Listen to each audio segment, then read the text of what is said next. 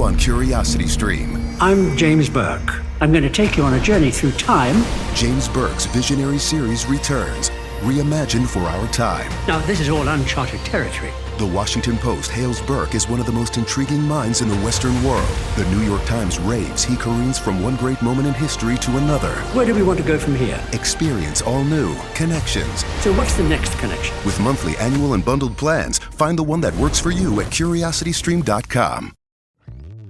Hello, Saver. Whether you're saving for that trip to the tropics or saving for an emergency, now is the time to take advantage of Wells Fargo's savings options. Wells Fargo offers savings accounts that can help you save towards your goals. So, what are you saving for? Visit a Wells Fargo branch or wellsfargo.com/save to open a savings account today. Wells Fargo Bank, N.A., member FDIC.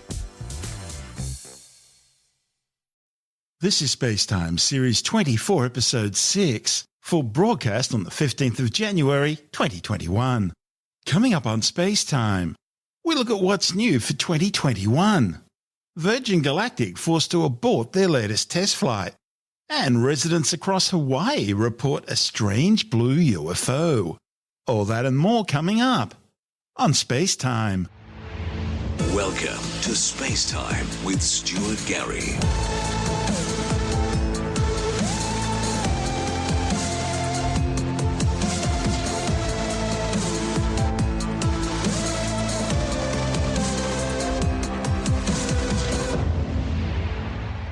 We're well into our new year now, so what's new for 2021? It will be another exciting year for space. There'll be maiden flights of at least 3 new spacecraft. And NASA's Mars 2020 Perseverance rover is now getting ready to land on the red planet Mars. Perseverance will touch down on February the 18th in a river delta on the red planet's Jezero Crater. Its mission is no less than searching for signs of past life on Mars. Also, Boeing will launch another unmanned orbital test flight of its trouble-plagued CST-100 Starliner spacecraft. That's slated for March the 29th, and if it works, Boeing could go for a manned test flight to the space station in June. Meanwhile, NASA's SpaceX Crew 1 astronauts, who are already on the space station, are slated to board their Dragon 2 capsule for their return to Earth in May, and they'll be replaced by SpaceX's Crew 2 mission a few days later. August will be a busy time around Venus, with both the European Space Agency's Solar Orbiter mission and the Bepi-Colombo mission performing simultaneous gravity assist flybys. For astronomers, one of the big highlights of this year will be the long-awaited launch of NASA's James Webb Space Telescope aboard a European Space Agency Ariane 5 rocket from the Kourou spaceport in French Guiana on October 31st. James Webb's seen as a replacement for the Hubble Space Telescope, but looking even deeper and further back in time. November should see the launch of the world's most powerful rocket, NASA's new SLS or Space Launch System, carrying an Orion spacecraft on the unmanned Artemis 1 mission to the Moon and back. The mission's designed to test Orion and the SLS launch system prior to returning humans to the lunar surface in 2024. 2021 will also see the maiden flights of 2 European Space Agency rockets. There's the Vega C, a replacement for the existing Vega launcher, and the new Ariane 6, which will replace the current Ariane 5 launch vehicle. And ESA's also hoping to deliver a new robotic space arm to the International Space Station. Meanwhile, the United Launch Alliance are expected to finally retire their Atlas V and Delta IV rockets this year, with the new Vulcan Centaur rocket slated to make its maiden flight. And it doesn't end there, as Jonathan Nally, the editor of Australian Sky and Telescope magazine, explains. We're not expecting any aliens to land or planets to crash into each other or anything like that, but there's still that you know of. That we know of, well, that they're telling us at least, yeah. After 2020, do we really want a year of disasters? Don't they all come in threes or something? So we had 3 so far. The Japanese are about to dump all the water from the Fukushima plant, all the radioactive water that was used in the Fukushima meltdown, pounds. They're about to dump that into the ocean. So I guess Godzilla's coming up for 2021. I was about to say Godzilla. Magnificent. That'll be great to see old Godzilla again. I haven't seen him since the 50s, and it was in black and white. Okay, so what's happening in the skies then in 2021? So Perseverance should be landing. So the Mars mission should be getting there, shouldn't they? So yes, in February. Fingers crossed. So there you go. As usual, there'll be some really nice pairings of planets in the night sky. Now, when planets appear close to each other in the night sky, they're not actually physically close in space. I mean, they're hundreds of millions of kilometres apart. But just from a line of sight effect, they do appear to come close together. It's a bit like if you were standing in the middle of track and field day, where people are running around doing the 800 metres or something. People in the slow lanes and people in the fast lanes, and sometimes they overtake each other. So if you're standing in the middle, then from time to time you'll see runners get close to each other or overtake each other, or some seem to go backwards and some seem to go forwards depending on the different speeds. Some, go backwards in relation to the ones going forwards, that sort of thing. That's what happens in the sky. So when you see planets close together in the sky, it's just a line of sight effect. But there are going to be some nice ones. So in February, you're going to have Venus and Jupiter really close together. That's in about the middle of the month, and towards the end of the month, you're going to have Mercury, Jupiter, and Saturn all quite close to each other. In May, you're going to have Mercury and Venus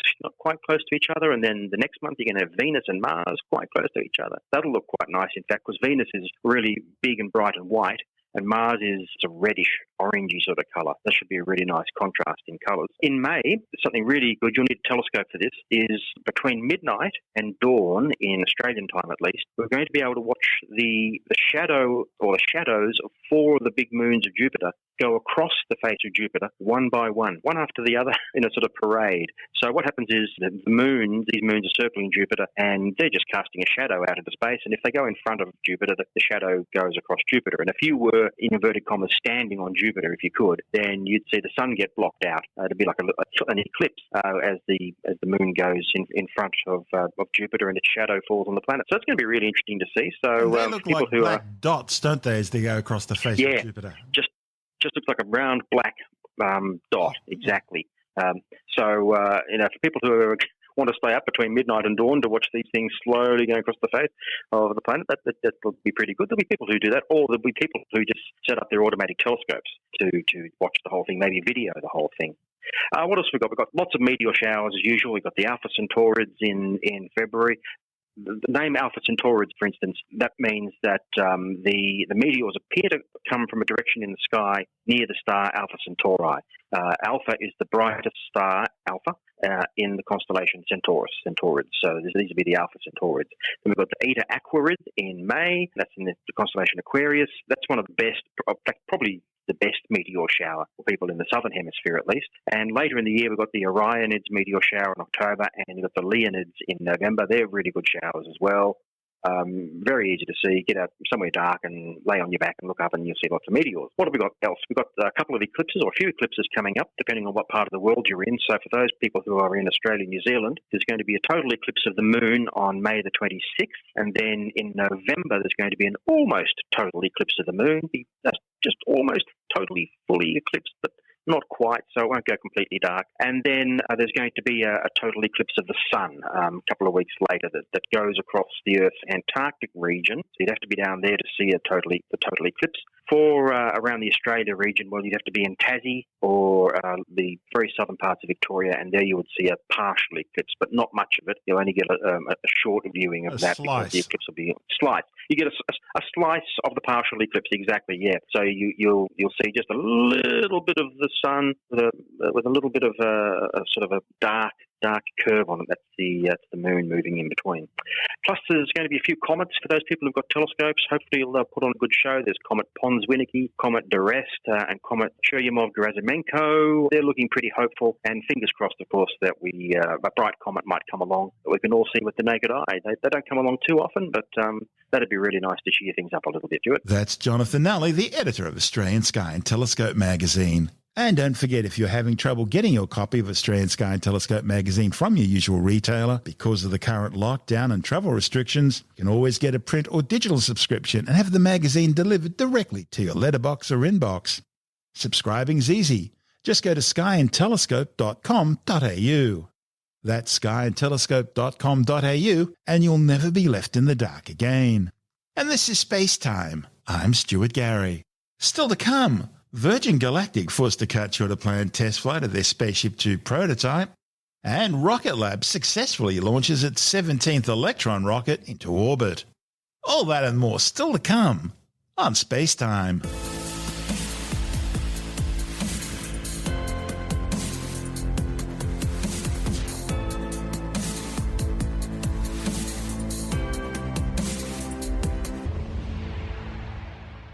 Virgin Galactic have been forced to cut short a planned test flight of their Spaceship Two prototype in the skies above New Mexico following a computer failure.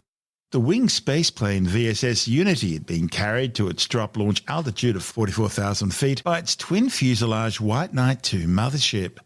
However, right after its release, Unity's rocket motor briefly sputtered but failed to complete its ignition sequence, the crew being forced to guide the spacecraft down to a runway landing. Virgin Galactic says an onboard computer system which monitors Unity's rocket motor suddenly lost connection, triggering a fail-safe scenario which halted the rocket engine's ignition. The test flight was intended to gather data on the spacecraft's cabin, as well as its stabilizers and flight control systems during boost.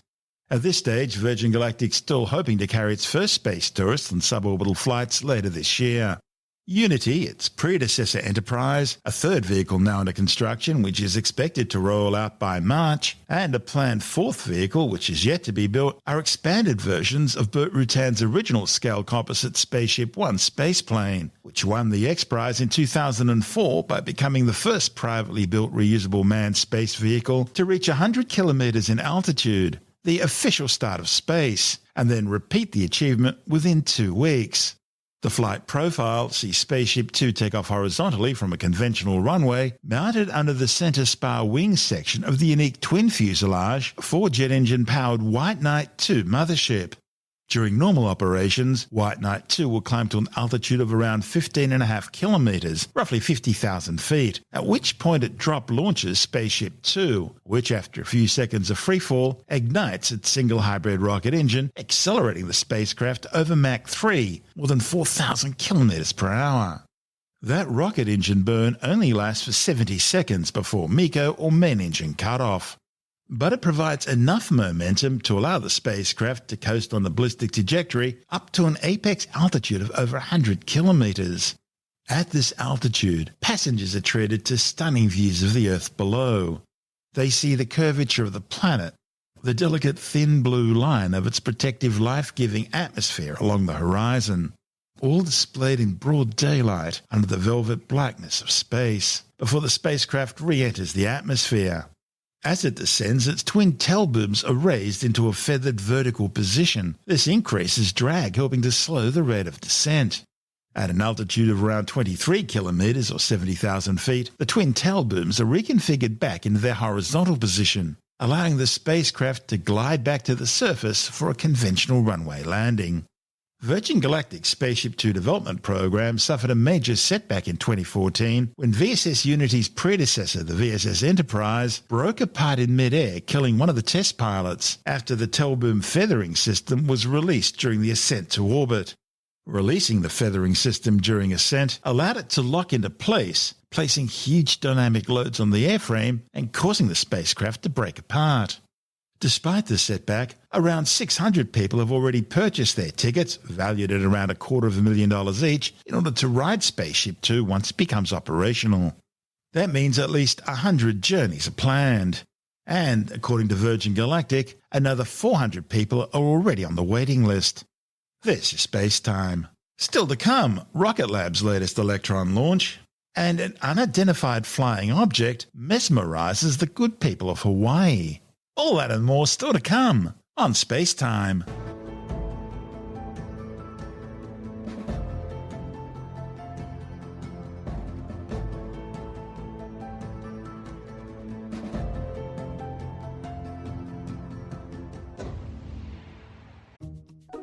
Wells Fargo presents one of the surest ways to grow your money. A Wells Fargo CD account, where you can earn a 5.00% annual percentage yield on an 11-month term with a minimum opening deposit of $5,000. Visit a Wells Fargo branch or wellsfargo.com/CD rates to open a CD account and start growing your savings with us. Wells Fargo Bank, N.A., member FDIC. Rocket Lab has successfully launched its 17th Electron rocket into orbit. The flight from the company's Launch Complex 1 on New Zealand's Mahia Peninsula carried a synthetic aperture radar satellite into a 500-kilometre high orbit. All stations LD on mission. We are currently go for auto sequence start at T-minus 2 minutes. And at this time, I can confirm LD is go for launch. Close and on 10 hour. Lotus load is complete. System is in recirculation. Stage 1 and Stage 2 are at pressure. Value just activated. 10, 9, 8, 7, 6, 5, 4, Engine 3, start. 2.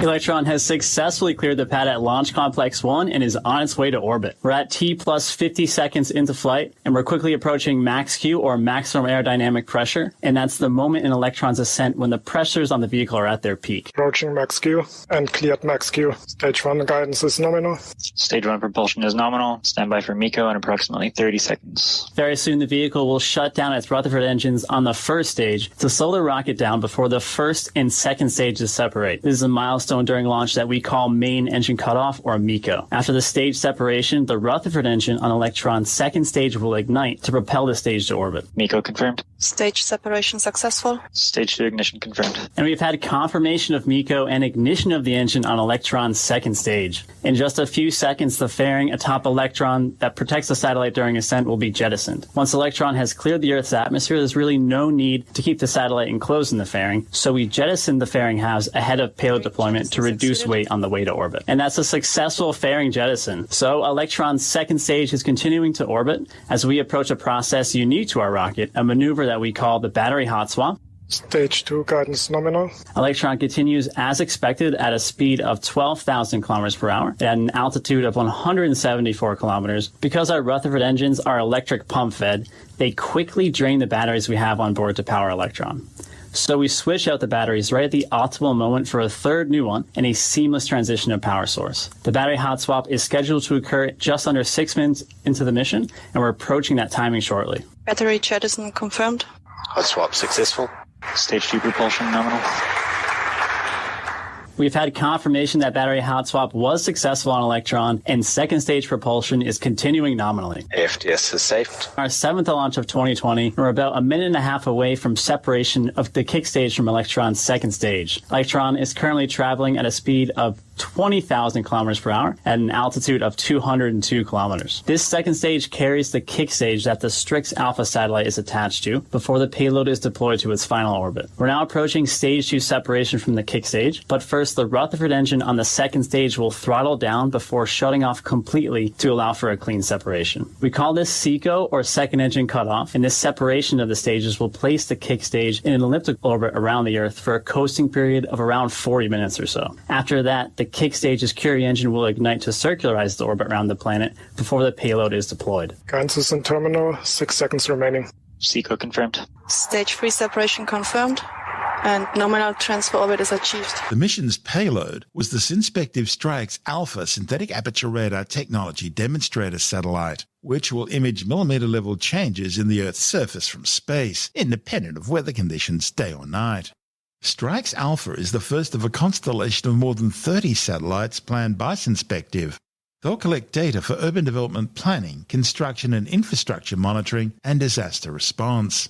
The mission, called the Owl's Night Begins, brings to 96 the number of payloads now deployed by Rocket Lab. This is SpaceTime. Still to come, an unidentified flying object mesmerizes people across Hawaii, and later in the science report, immune protection against COVID-19 reinfection good for at least 8 months. All that and more still to come on SpaceTime.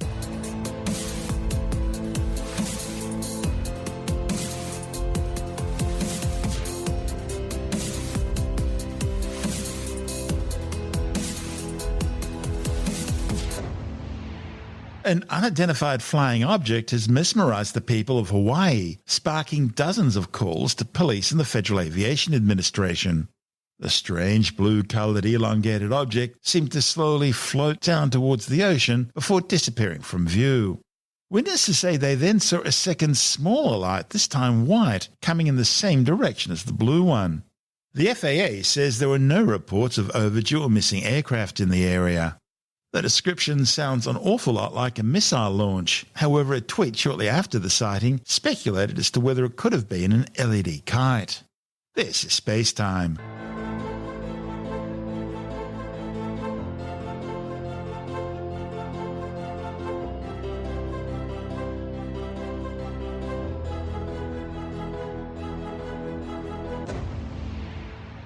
And time now to take another brief look at some of the other stories making news in science this week with a science report.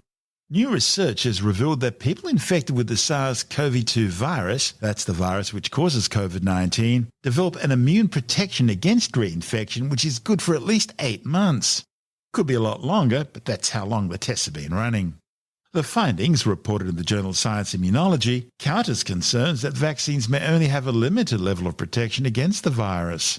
Researchers at Monash University took samples from 25 COVID-19 patients from day 4 post-infection through to day 242, looking at antibody response. The authors initially found that antibodies against the virus began dropping off after just 20 days post-infection. But the patients continued to have memory B cells, which recognize key SARS-CoV-2 virus proteins 8 months after infection. The deadly virus, which is now suspected of escaping from the Chinese government-run Wuhan virology lab a year ago, has now killed almost 2 million people globally and infected some 90 million others. A new study claims male infant circumcision may lead to social challenges in adulthood. Researchers from Denmark's Aarhus University compared 408 American men who had been circumcised within the first month of their lives and 211 American males who had not. The findings, reported in the journal Helion, showed that men who had undergone circumcision as infants found it more difficult to bond with their partner, and they were more emotionally unstable. However, the study didn't find any differences in terms of empathy or trust. Interestingly, infant circumcision was also associated with a stronger sex drive and lower stress threshold. The World Health Organization now estimates around 30% of all males are circumcised, with rates varying widely by country, from virtually none in Honduras and Japan, 6.6% in Spain, 10% in Germany, 14% in France, 20% in Australia, 21% in the United Kingdom, 32% in Canada, 45% in South Africa, 75% in the United States, and more than 90% in the Jewish homeland of Israel, with even higher rates in the Muslim world. Apart from cultural and religious reasons, there are major health benefits in circumcision. It means easier genital hygiene, a 10 times lower risk of urinary tract infection, a greatly reduced risk of getting some cancers, and a lower risk of contracting a range of sexually transmitted diseases, including HIV, the virus which causes AIDS. Also, female partners of circumcised males wind up having a decreased risk of things like cervical cancer, cervical dysplasia, HSV2, chlamydia, and syphilis. A new study warns that almost 90% of all native animals will lose their habitats by 2050 as more and more land is cleared for farming to meet future human demands for food. The findings, reported in the journal Nature Sustainability, are based on advanced computer modelling. Scientists say proactive policies focusing on how, where and what food is produced are now urgently needed to reduce these threats. They suggest policies that increase agricultural yields, encourage healthier diets and reduce food waste need to be implemented. What's the matter, Skippy? You want me to come with you? Well, it looks like some of those scenes in the kids' show Skippy the Bush Kangaroo may have been a bit closer to the mark than most people realised. A new study has found that animals that have never been domesticated, such as kangaroos, can intentionally communicate with humans. The findings by scientists at the University of Sydney challenges the notion that these behavioural patterns are usually restricted to domesticated animals like dogs, cats and horses. The research revealed that kangaroos gazed at a human when trying to access food in a closed box. The kangaroos used gazes to communicate only with the humans that had put the food in the box, instead of attempting to open the box themselves. That's a behaviour that's usually only expected from domesticated animals. A new survey has found that most New Zealanders are concerned about the spread of disinformation and fake news, but feel powerless to stop it. The study shows that 9 out of 10 Kiwis have reposted disinformation online because they didn't know it was fake. And more than half admit they're still not sure whether the information they're seeing on social media is fact or fiction. Tim Mendham from Australian Skeptics says the survey, reported by Scoop.co.nz, found that most New Zealanders believe that disinformation does have the ability to greatly influence people's opinion. Survey done of New Zealanders about the inclination of people to believe in disinformation or misinformation, or let's call it lies or misleading information. Fake news, all that sort of stuff? All that sort of stuff. Basically, one of the overall things they found was that everyone believed everyone else could be influenced by it. I think people said 91% of people who were surveyed said other people can be greatly influenced by misinformation, whereas for me, half of people said, yeah, I might be influenced by disinformation. So everybody's out of step except for me, is the argument here. Is this cognitive dissonance, the ability to believe that everything else but not me? So I will sort of have two beliefs at the same time. 8 out of 10 people in the survey were concerned about the spread of disinformation. At the same time, 55% believe they are powerless to stop it, which is pretty depressing. Probably pretty true. Yes, unfortunately, there's not a lot you can do. We just need to look at what happened in the recent US presidential election to see exactly how all that works. And there's misinformation. People believe it, and media from one side or the other are pushing their line. They're not even bothering to look at the other side of the story. Whatever happened to just reporting real facts? Isn't that what journalism is supposed to be about? It is supposed to be about that. The trouble is unfortunately, a lot of journalism now is not doing that one extra step of research to find out what the truth is. There are all sorts of issues. Basically, this is the dichotomy between what I think other people believe and what I think I believe. People think their own beliefs are sort of better founded than everybody else out there who's an idiot. And the thing is, everybody thinks that way. Therefore, you wonder about if anyone's not an idiot. That's Tim Mendham from Australian Skeptics.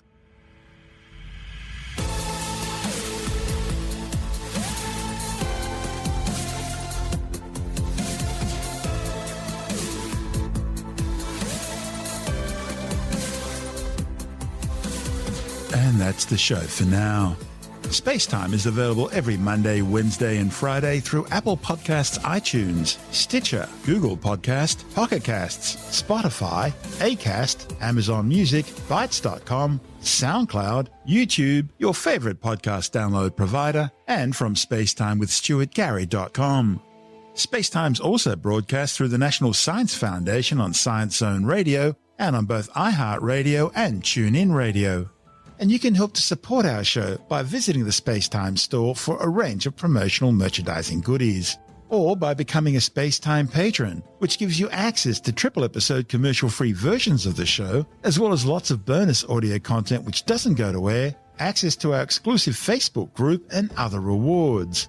Just go to spacetimewithstuartgary.com for full details. And if you want more SpaceTime, please check out our blog, where you'll find all the stuff we couldn't fit in the show, as well as heaps of images, news stories, loads of videos, and things on the web I find interesting or amusing. Just go to spacetimewithstuartgary.tumblr.com. That's all one word, and that's Tumblr without the E. You can also follow us through @StuartGary on Twitter, @SpaceTimeWithStuartGary on Instagram, through our SpaceTime YouTube channel, and on Facebook, just go to facebook.com/SpaceTime with Stuart Gary. And SpaceTime is brought to you in collaboration with Australian Sky and Telescope magazine, your window on the universe. You've been listening to SpaceTime with Stuart Gary. This has been another quality podcast production from Bytes.com.